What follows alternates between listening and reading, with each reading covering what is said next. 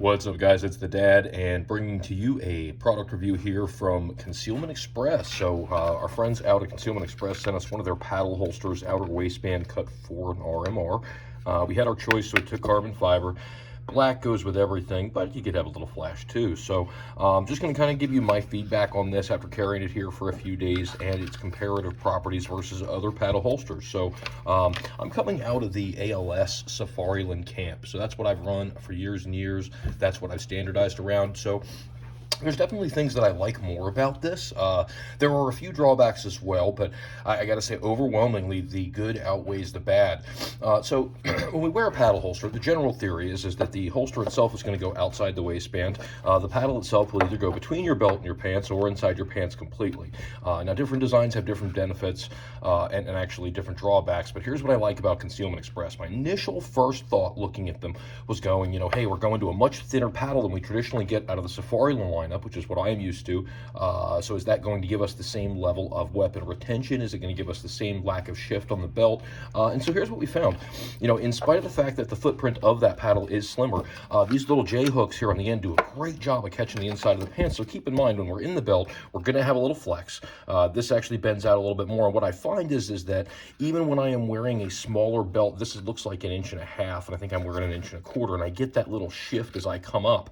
Those hooks are catching really effectively. Worst case scenario, we're getting a little shift forward or backward when I'm drawing, depending on how I'm pulling the holster, but I almost like that to a point.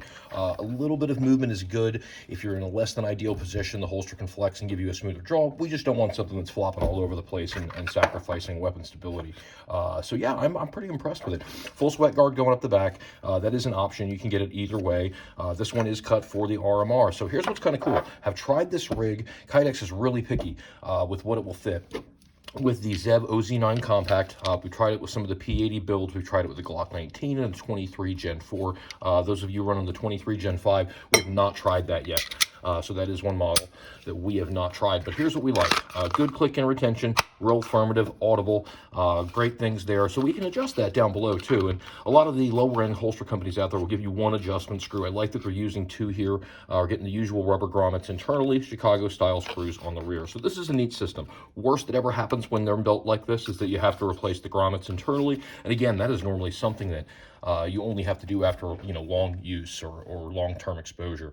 But we did try it with P80 frames. They worked with this as well. We tried it with standard Glock frames. They work with this as well. And in fact, with the open bottom design on this particular variant, you could even run a 17 or a 34 or any of the longer barreled Glocks.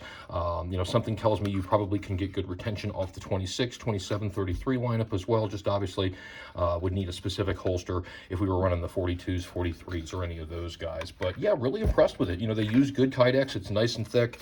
We've got good rigidity, real clean. One of the things that Concealment Express will kind of advertise is they round their edges, and they're not lying. I mean, they are very well beveled. There's not a sharp part on this, no matter how I approach it. So all in all, super impressed with the product. They're not the cheapest guys out there, but what you're getting for workmanship more than makes up for it. So check them out, Concealment Express. This is for a Glock 19 with Trijicon RMR, which obviously is on our P80 builds, not on this yet. I'm out of money.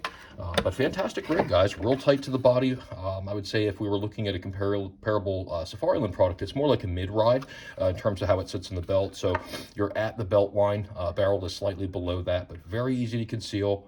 Good click in retention. And you can adjust that, which is cool. So if you like a smoother action, a tighter action, you can do that. If you want an easier draw, you can adjust that way as well. But check them out, guys. Concealment Express, great product.